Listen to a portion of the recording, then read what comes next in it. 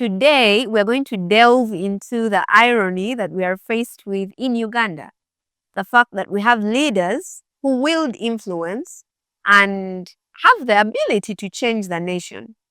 Yet it seems like things keep turning for the worst.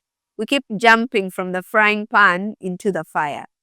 And this is very sensitive for me to speak about because I am a leader.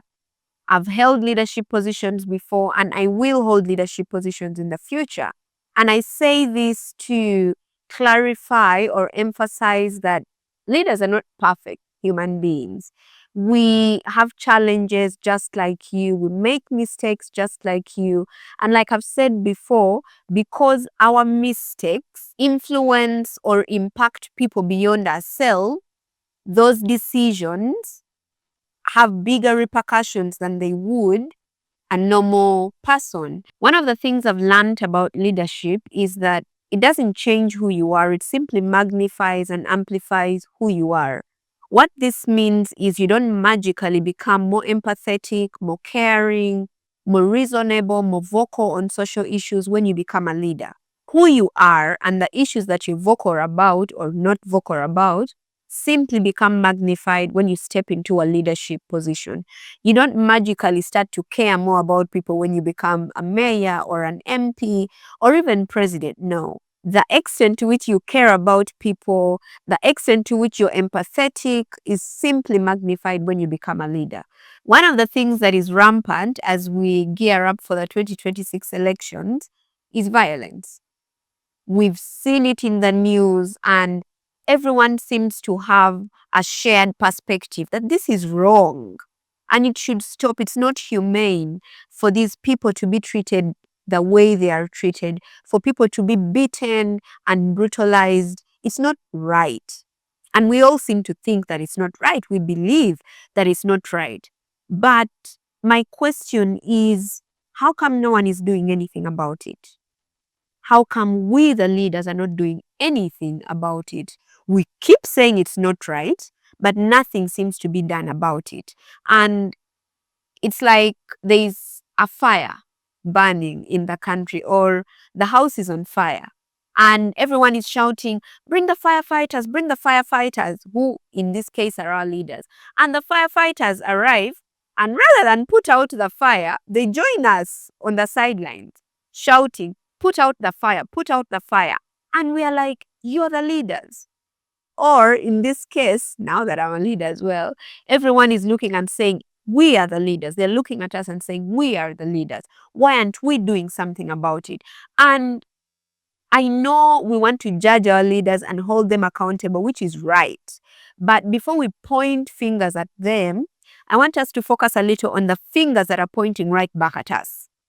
Because while we want them to be vocal on certain issues, I want us to think for a moment about the issues that we are vocal on. Because if we were in their shoes, would we be vocal about the violence that is happening? Would we be vocal about the things that are happening that we don't like? Well, the answer is yes, no, maybe. And the reason I'm stressing this again is because leadership doesn't change who you are. It simply magnifies who you are. So the issues that you're vocal about right now will be the issues you will be vocal about when you become a leader.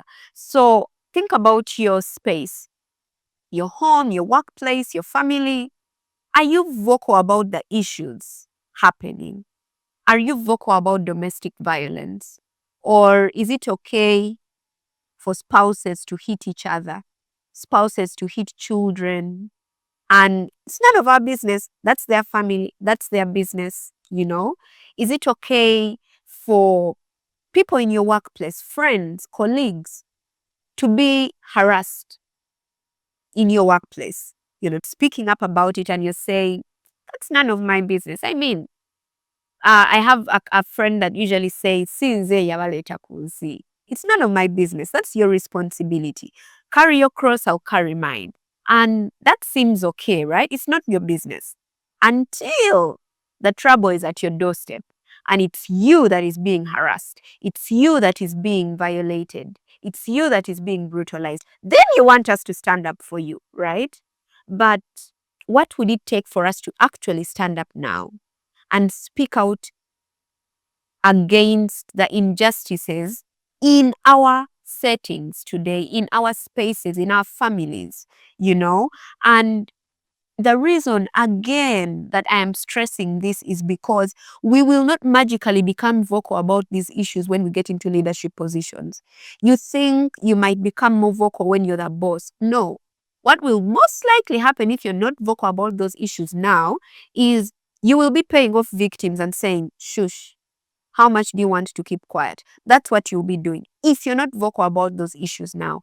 If you're not vocal about governance right now, you will not be vocal about governance when you're in position. We are constantly asking for a seat at the table. As young people, we are saying we want our voices to be heard. But I want us to introspectively think for a minute. What will I say when I get to that table? What are those issues that I will be vocal about when I get to that table? And then the next question would be, what can I do now? Why aren't I vocal about those issues now? So while we want to point fingers at our leaders and say they're not speaking out about this, they should speak out about this, I want to challenge us to start speaking out about the issues that matter to us. Whatever platform you have, speak out about the things that matter to you. So while we want to judge our leaders based on the shortcomings they have, the fact that they are not able to speak up and speak out when we want them to, I want us to think a moment about ourselves.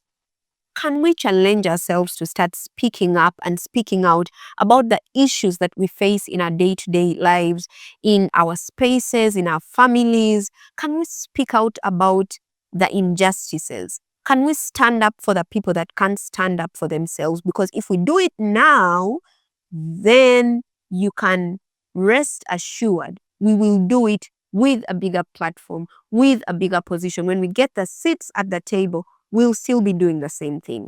For the leaders like myself that are listening to this and saying, well, I've gone so far down the wrong path, I don't know what to do.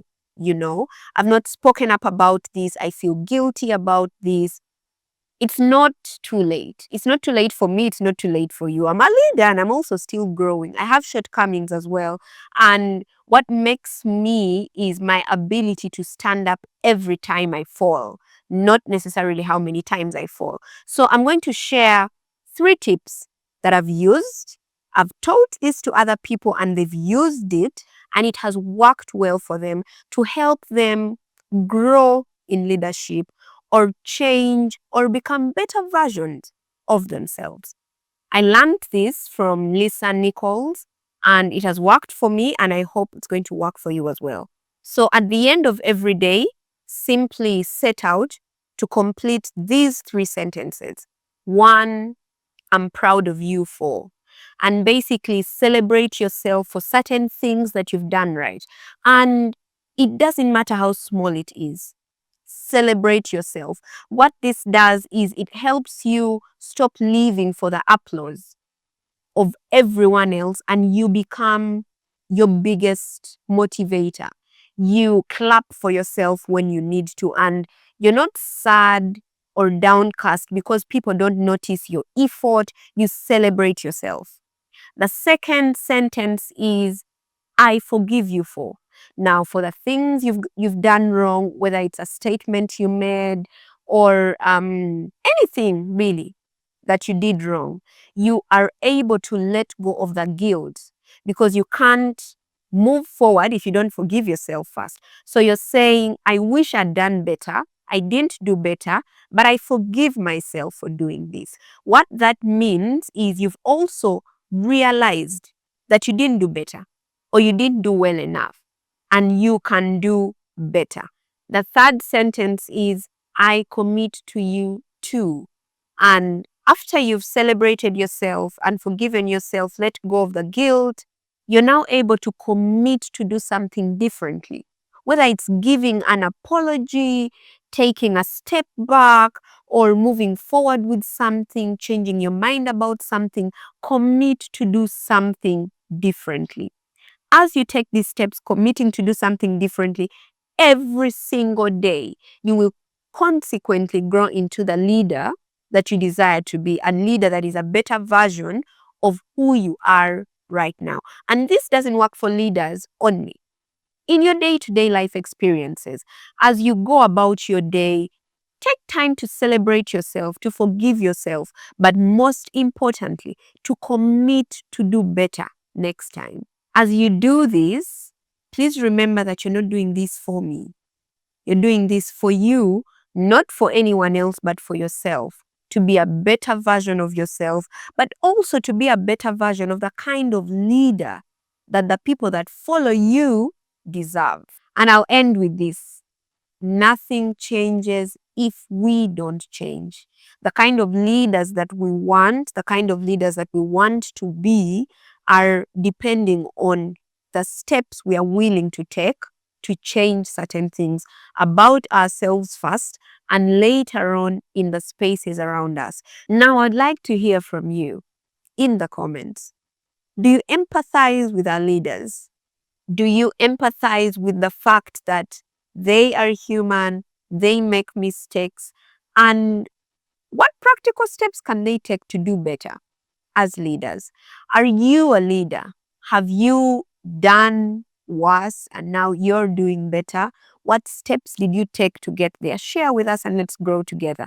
But also, for the people that are not necessarily in a leadership position, what can we do to change the spaces that we are in? How do we become more vocal about the issues that we are facing in our day-to-day experiences, which gives us room to become more vocal about these issues when we get into leadership positions?